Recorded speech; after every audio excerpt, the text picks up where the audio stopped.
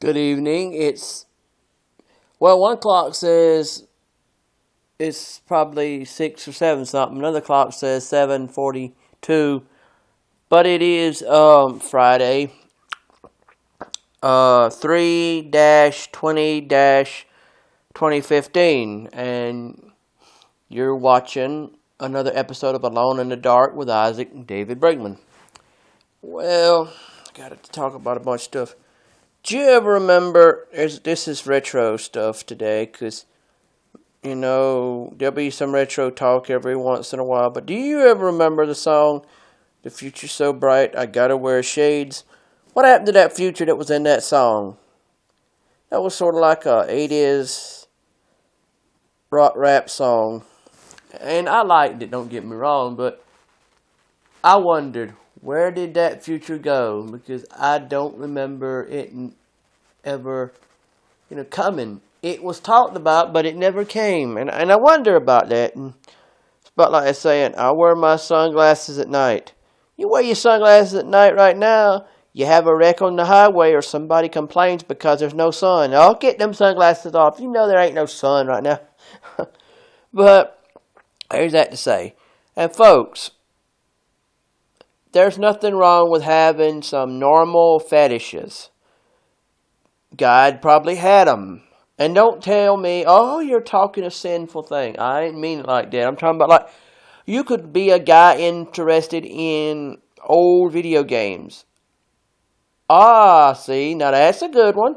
And it doesn't have nothing to do with it. You could probably sit there with a cup of coffee, good old-fashioned video game that was on the PC, and you enjoyed it. I had mine that I liked, and I got into some of them. And some of them I wish they made movies out of. They were talks of it, a lot of them, but they never really done anything about it. And they may have in one time in history, and I didn't know about it. But I remember back in the day, you sit down and enjoy this stuff.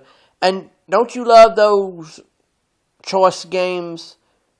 And what am I calling a choice game? A game where you had choices. If you choose the wrong thing, you died. If you chose the right thing, you lived.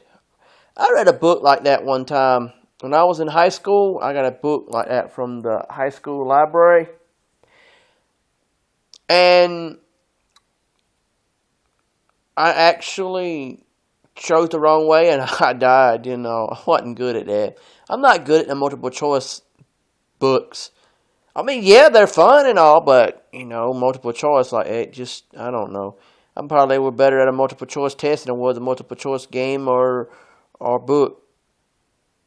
If you turn this way, you'll go with old Don so-and-so down this here path. If you go this way, here's what you do. Well, yes, what you think. You went that way with that Don. Oh, my goodness, we all died. Oh, boy. That's what I'm saying. I remember the book. I don't remember the name of the book, but I remember the very spooky cover of the book.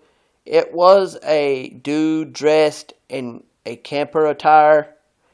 He had the whole camping outfit on, and he was in a boat. But there was this one thing that really made it creepy. He was a skeleton, rowing a boat in the middle of the water, on around a campsite. And I thought, I don't know what really caught my eye about it, but things like that'll get you. It'll get you thinking. Why did you watch this game or play this game? Why'd you watch this movie? And they used to say that there were DVD games, and I never played any of them. I want to. But I don't know where you'd find them at, where you're supposed to choose the next action in it. But I don't know. I've heard of these movie theaters that done like that. You went to a movie theater with a movie that was made especially for these movie theaters, and y'all chose. Yeah, but you got millions of people going to this movie probably.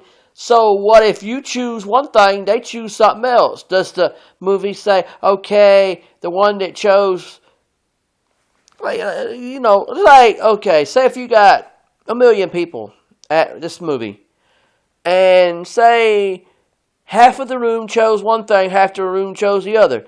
What are they going to do? Pick the one choice that had the most choosers of that choice and stick with that one? How would you do it? I mean, me, I'd be kind of like, so 100 people pick this choice and 99 people pick this choice. So that means that the one that had the most picks, the one that goes. I mean, I don't understand all this. And I don't understand people that will sit there and instead of saying I did wrong and that people are mad at me for my bad choices I made in life, you decide to get mad at people and say, well, you know, this is what they did. This is what they did. And you look, people will catch on to it in a minute. They'll catch on. It may not be a minute. It may not be a second. I don't know, an hour, day, year, month. But they'll catch on and say, you're only mad at these people because they happen to be mad at you for something you did that you shouldn't have done in the first place. And like I said before, and I'll repeat myself, one of the things that I have a big problem with right now when it comes to the subject of brother versus brother, there is a good versus and a bad versus. Bad versus is when you're battling out between each other.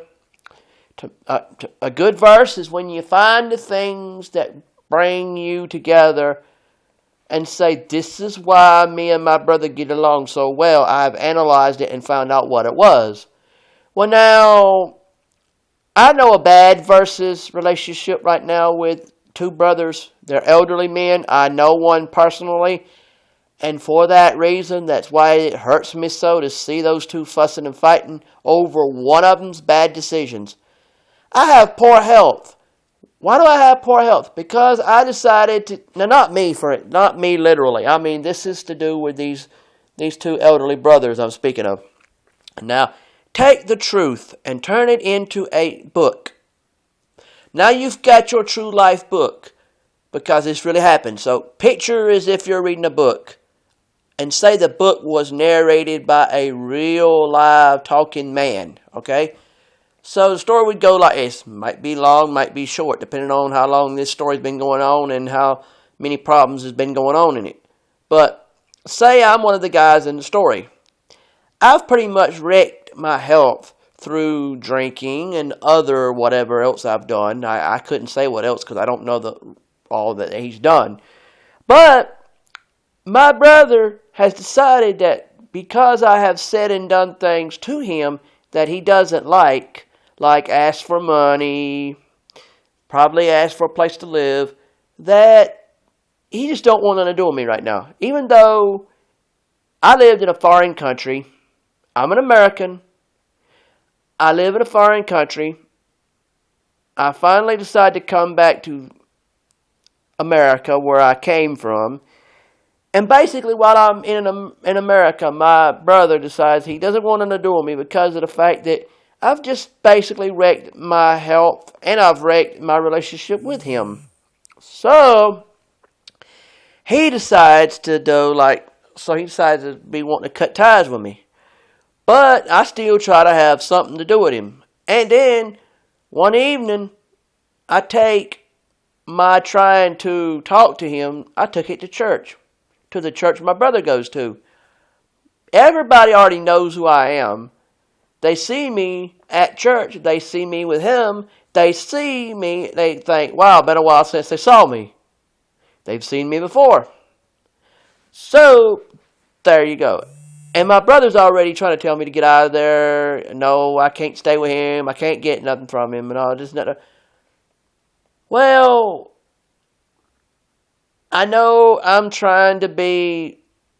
I know I'm trying. I know. Okay. You know the straight guy, the straight sentimental guy who's like the male Dorothy Gale in the story. That's me. And where I am here is that I'm trying to hope for, that one straight guy who's always looking for the one thing that says, where is he at talking to you at the last time we ever talked about this story?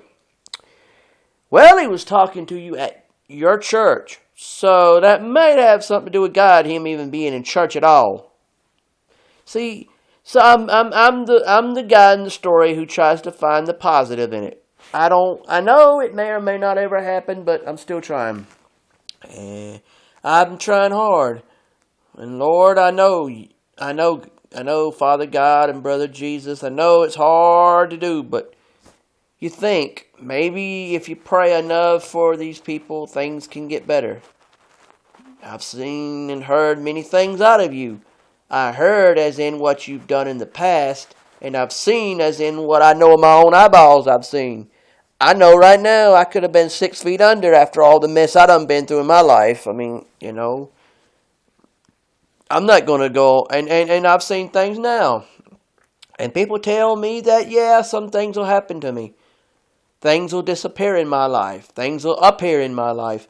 That maybe I do want to appear or disappear, or I don't want it to appear or disappear. But don't get all upset if it don't go how I want it.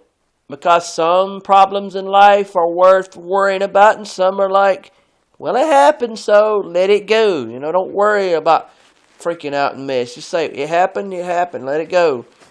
And I know I should be that way, but when something bad happens to me, depending on what it was, I will worry because some things like that will freak me out. If I get something stolen from me, automatically, depending on what it is, I get the feeling something's got to be done about it so it don't happen again to either me or somebody else, because I'd like to get that person caught for what they done. And you flashers out there, just because you're proud of what you got don't mean you flash it to everybody. Go get you a husband or a wife or a boyfriend or girlfriend and flash it at them. Maybe they'll like that better than flashing it to the world. You flashers. You ain't even got no morals. You ain't got no scruples. Sit there and flash yourself at people or stand there. It has happened how many times in this world, and I'm not happy with it. I mean, it hurts my feelings to know you people think that. And you women out there, some of you guys out there aren't really talking to some of you women badly, and some are. Yes, a guy may be a nice guy, and yes, he may think you look good, but that don't mean that, oh, well, he's bad, Like, say you got Joe. Joe is a nice guy. Joe saw you, and you're a woman, and Joe thought, ooh, you look good to him. But that's as far as he went with it. And say one day you found out that Joe thought that, and the next thing you know, oh, Joe's bad now. Talk to Joe. Get it out to Joe. Look, did you mean I look good because you were a nice guy who just happened to finally look at me the way I wish a guy would look at me? Or are you thinking dirty? This Joe dude might just be this guy saying, look, lady, you're good looking and I happen to notice you, and I'm a good guy. I wish I could have had a woman like you. And if I did, I would treat you like God told a man to treat a woman. I would try to be the Adam to your Eve. You might look at Joe in a different light and say, Joe, I'm so sorry. I know Joe may have come off weird, but Joe didn't know any better. He was so nervous. He didn't know how to handle you. I mean, he probably would have talked to you differently if he had known better. I mean, I know people. I'm that Joe. I mean, that ain't my name, but I'm that kind of guy. I'm a good guy, and I just happen to be nervous around some women because I don't know how to act. I mean, if I knew how to act, maybe I'd have something. But I don't know, and when I do get something, I end up with the wrong thing at times. Well, I don't know, but the Lord will help me. Oh, and before I go, I got to tell you something. Keep a lookout on me. You might find out a surprise about me in the music business. I don't mean like I'm going to be a big shot musician. I'm talking about like maybe small time church fame. Yeah, like maybe I have a fame within the church world. And that's okay, because even if 100 or more churches said I was famous to them, that would be a whole lot better than, Hollywood or big time, because at least I know that God's telling me He loves me and He's proud of me, and okay then. Have a nice day and God bless.